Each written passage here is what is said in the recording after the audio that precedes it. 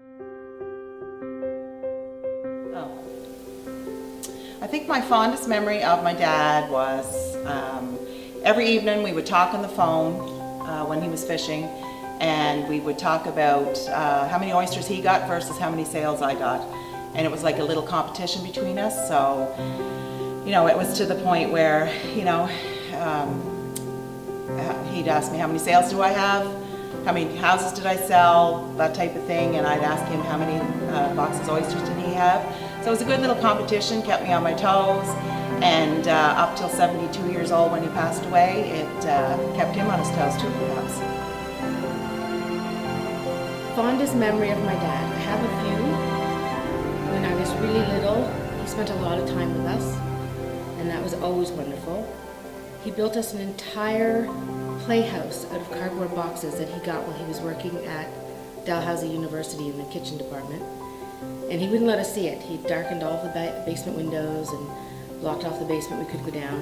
And when my sister and I went down, there was a huge house that we could go in with shutters and furniture, and he made paintings on the wall. And he would do things like that all the time.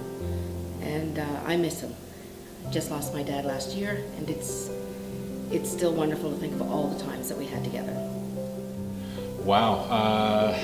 Memories of my dad. I was certainly blessed as a child to have fantastic parents and had a great childhood. So to pick one moment is really difficult because there's so many. My father's a business for self. He owns his own, still works as a land surveyor back in Cape Breton in his late 60s. He's still going at it. So when I was old enough to work for him, I remember having to get up in the mornings, 5:30, 6 o'clock in the morning, whether it be in the dead heat of the summer or in the middle of winter with the heavy winters we used to have. And I absolutely hated it. I hated getting up early, and I hated going into the woods with the flies and clearing brush and cutting line and carrying the equipment for kilometers and miles at a time.